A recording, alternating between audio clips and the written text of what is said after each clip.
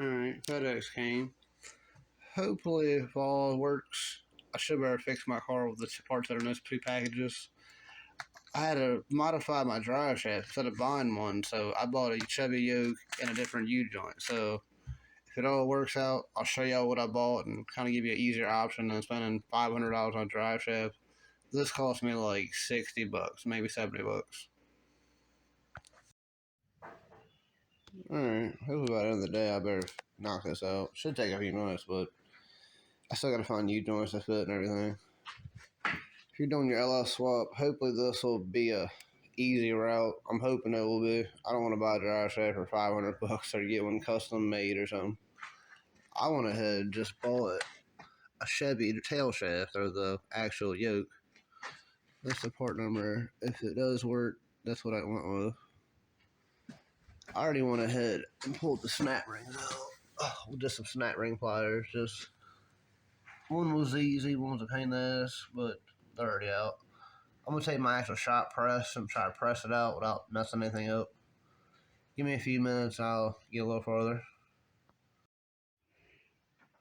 Alright, after spending a couple minutes getting my actual shot press up and down and in the right position and trying to find something to fit, I forgot too far. I'll show you what I'm using.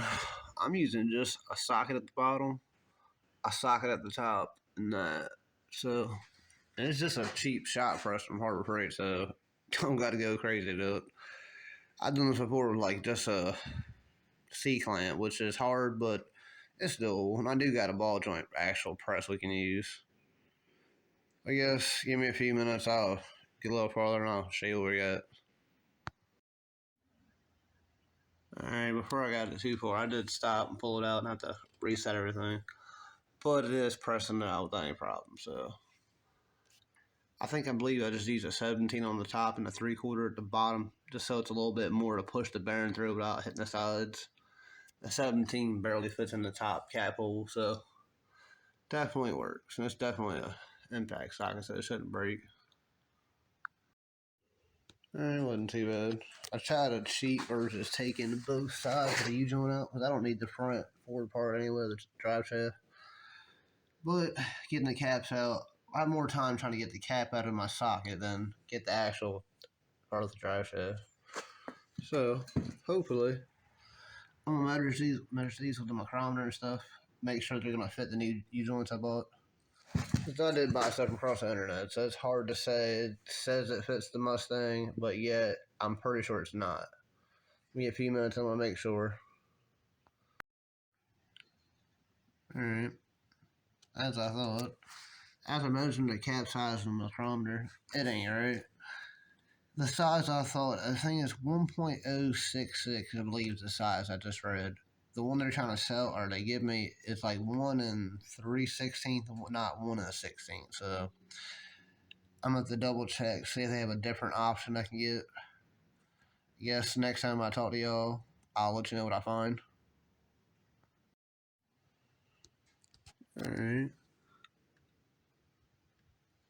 Did get a Ford to Chevy U-joint. It will fit the Ford side. The Chevy side does not fit. My actual 1350 would not fit their size. I'm not sure if they have a little bigger size I can get. I'm going to talk to the Driveshaft company and double check to see what they got in stock, so we don't have to wait a week or two to get it. Alright, another package came today. Let's try round 2 on the actual U-joint. If this actually works, what's the part number? It's from Splicer. It's a 5460X. It is a 1350 to a 1310 because the actual yoke I have has a bigger actual bearing up here, which made my swap a little bit more difficult. You could have went with the actual 1310 one like this, and it would have just bolted in directly with the regular U-joint. But I wanted to upgrade a little bit. I'm probably going to do the rear one too. Just I want to make sure this is going to fit before I get too far on myself. Alright, first impressions. It does look like it might fit. I'm going with 50-50 right now. The big size does fit in here. Or it don't fit in there. More like it's going to have to be pressed in. But I'm going to double check the Mustang side so if it fits too. That way I don't waste my time getting it all pressed in here and this side don't fit. Because I've had weird stuff like before to order something in the mail. Alright, it appears like it might work. I'm 50-50 still. The small one does slide into my dry shaft a little bit more than this one was, so I'm 50-50 on it, but I'm going to go ahead and put the grease fitting in. Go ahead and try to actually get it more prepared. Actually, I might leave the grease fitting on just in case I put it in there and break it. Nah, I might put it in now, that way I don't forget and don't grease it first. Alright, got the grease fitting in. I just figured it might be more of a struggle to get it in once you have all the stuff assembled, and it's real tight, it might have no access to it, so I definitely have to grease it, but I'm going to definitely do that once it's in there. I figured I got too far to show this. I'm trying to remember how the hell I did it last time. I used to do more front wheel drive course. Obviously, as you can tell at the shop, I do more sport compact, more all wheel drive, more front wheel drive. Rear wheel drive is not my cup of tea, but I'm having fun with the Mustang, so I'm gonna go ahead and press the bearings in and go ahead and get to the other side. Alright, I got it back in the shop press. This was definitely easier than trying to use the damn C-clamp. Hopefully this works. I can't quite remember exactly how we did it last time, so this is definitely a new experience. Alright, one side's pressed down. I believe I just gotta flip it over. I might went a little too far, but I'm gonna find out one way. Alright, after flipping my drive shaft over and come on a different socket configuration, I just took a deeper, bigger socket at the bottom. I took a little 17 at the top. And I'm trying to space it out evenly, that way I can get the snap rings in. Definitely make sure they'll fit. If not, I'm just kind of wasting my time. Give me a couple seconds, I'm gonna pull out the press and see if I can get them to fit. Alright, it's out the press. Appears to be even enough to get the snap rings in. Just simple snap ring pliers should go in. But, y'all know anything simple, sometimes they never simple. Give me a few seconds or a few minutes, I'll let you know how hard this was. Alright, snap rings are officially in on both sides. I went ahead and did both of them. More of a struggle to try to find out which damn snap ring pliers work better, because you gotta kind of reverse it when you're trying to grab it, so I don't know. Sometimes stuff's more complicated than it has to be. Now I'm going to get to the other side and knock this out real quick. Alright, I got it back in the press. I'm going to just try to do the same procedure and try to do this without it falling apart. I did have the bearing fall on the other side and one of the new bearings fell out, so very careful as you go, guys. Give me a few minutes. I should be back in there. Get done. Alright, after pressing it and flipping it over, I believe I got it just right. There's a little ring inside of here. You do have to get the snap ring in. You can tell on my phone. But definitely make sure your snap rings are good. I'm going to go ahead and pop them in and hopefully everything's good. I'm going to grease it. Try to put it in the car.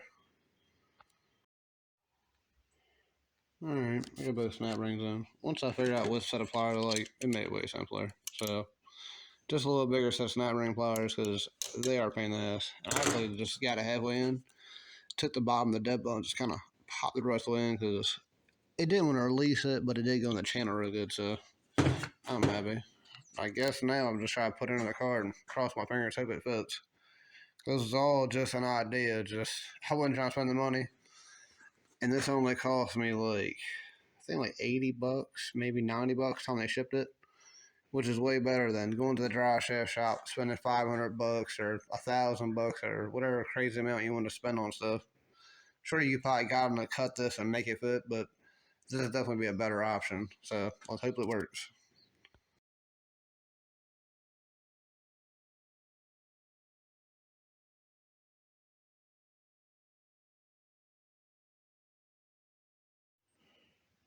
Alright, that's the next day. Cross your fingers. Hopefully this fits because this was all a theory. So give me a second to get the car up on the ramps and go from there. Alright, I got her up on the ramps. I just gotta get up under here, get the bolts out of the rear, and I know I'd forget where the hell I put them, so I just left them actually in the fucking rear.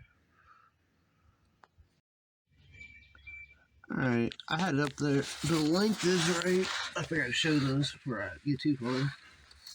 The actual, well, it's not, I can't get the car all the way. Alright, I get under there too much. Right here, the actual, it'll slide over there because the bottom of the actual drive shaft has a hole. It won't let me get it over this actual nut. So I'm thinking about grinding this back a touch or taking a damn pry bar or something and just get up under it and just shoot it over it because it's a little cavity for all this to sit in. So I'm trying to figure out the best option. Also, while I was under here, I found a transmission leak, so I have to get up under here to get to a fitting. You damn sure can't say because I can't even get to it. So I almost got to pull the transmission back down again and try to tighten the bottom mount or the bottom transmission line. Assume the fitting's bad or the damn crush washer, so I guess I'll get to it and I'll let you know what the next step will be. Alright, I've came to a conclusion. I'm going to take the actual flapper disc just on my grinder and just take a little bit of edge off the actual end of the rear where the stub is on the nut. There's a bunch of extra. The drive shaft physically won't go over it, so I figure take the flapper disc. I'm going to take maybe a 1/4 inch, 1/2 inch off of it.